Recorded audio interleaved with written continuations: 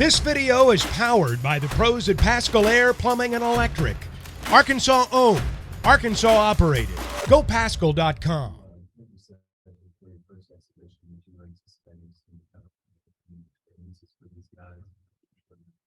Yeah, I just think from, I mean, you're right. I did say that we were in for an eye-opening experience based on how we've been practicing and understanding the veteran essence of their roster and understanding how hard they play. But the turnovers, I mean, you have 23 turnovers in a college basketball game. It's really going to be hard. We have 11 new guys, so we're obviously going to be a work in progress, and how far that work in progress gets, I don't know. But this is a great game for us. Not that we played great. We played as bad as any 40 minutes of basketball since I've been involved in college basketball. The 11 first half offensive rebounds, not defending the three ball, 23 turnovers, 26 points off of turnovers. It's a lot to overcome. I mean, we're young, they're really physical. They thrive on ball pressure. So it wasn't just one position. I mean, it was across the board. It was their bigs getting into our bigs and our bigs not having the ability to put the ball on the deck, even for a dribble handoff. So, and then, I mean, the lack of making threes. If you don't guard the 3-point line, much like year one at Arkansas, we had to guard the 3-point line. So to give up 10 threes, we have a goal of 5. We have a goal of 9 turnovers. We have a goal of 9 offensive rebounds for the opponent. So all the goals that we've talked about for the last 3 years, none of them were met, and hence a 30-point loss. Curtis. You mentioned the turnovers and the offensive rebounds in the first half, but you're only down 10 at halftime. Did you kind of get the sense that you might regroup and play better in the second half? And then no, this has happened in practice. It's when one team gets up, the momentum just keeps going. So that's that's something we've got to work through even in practice. I mean, that's really uncharacteristic of how we've been. Not to have competitive stamina, when somebody comes at you and goes on a scoring run. Kevin. Most of you guys were right in at one possession game, 17, 18 minutes in. What was working to that point?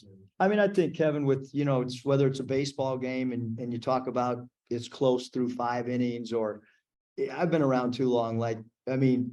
Texas totally outplayed us.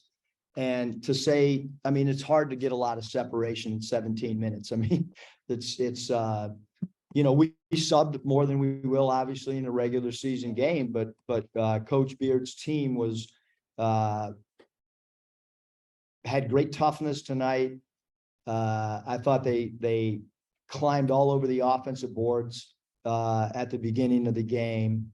I think they set the tone. I thought Morris was outstanding. His ability to rise over people from the 3-point line. Really impressed with Morris in the minutes that he played. Going to the turnovers again, it seemed like the late collapse or help. Maybe you guys struggled getting off the ball, or was it confidence, lack of knowing where to go with it, or just good Texas defense? A, B, C, and D. I would love to tell you it's one thing, then we could correct it. It was combination. Andrew. Obviously, a really physical game. Did you see any silver linings with how your bigs off the bench responded to that, like Makai and Kalani, maybe? I mean, I think that those two guys give us a different physical presence for sure. But we have to finish around the rim a little bit better. I thought Bishop did a good job of understanding his game, and certainly Dylan Mitchell. So I thought the 2 freshmen for Texas were phenomenal. I really did. I thought that Mitchell and Morris were really outstanding. Curtis. And then obviously this is a big game for your freshmen to kind of get exposed to some veteran guards. You mentioned that in the pregame. I guess, what did you see from them and what are some of the lessons to be learned for those guys? Yeah, I think there's a lot of things. I mean, coming into the game, rebounding was something that we needed to do. Our starting backcourt, I don't know if they had a rebound. So we need, much like in the past where we've had really good rebounding spots out of the one, we need to rebound the basketball. If that's one of our themes, 1 through 5, we can't just rely on upfront guys to rebound. So, but it's a good learning lesson for everybody involved in our program on how far we truly have to come. The back. So considering how Texas played and how you played, what was your message to your team after the game? What message would you give a team that is about to face Texas in the season?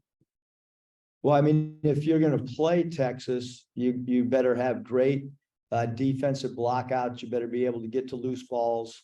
You better bring great toughness. Those are the things that, we've played Coach Beard's teams before, so it's a lot of the same themes. You better jump stop off 2 feet or they're going to take charges. So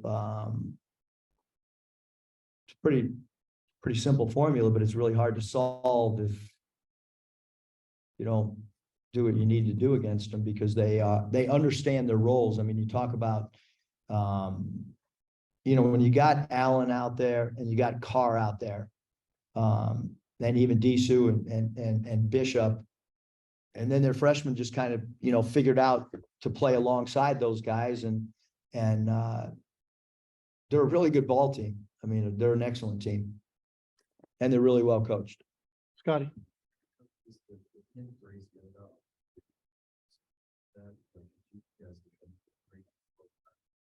At times we defended it, other times we don't. But I mean, again, if we're going to struggle to shoot it, we have to do a much better job of being able to defend it and being able to guard your guy outside the 3-point line. Final question. Yeah, it seems like as the game went on, Tyrese Hunter and Marcus Carr were having, more success getting in and landing as you guys penetrating, driving, kicking. What kind of problems do those two present to a defense?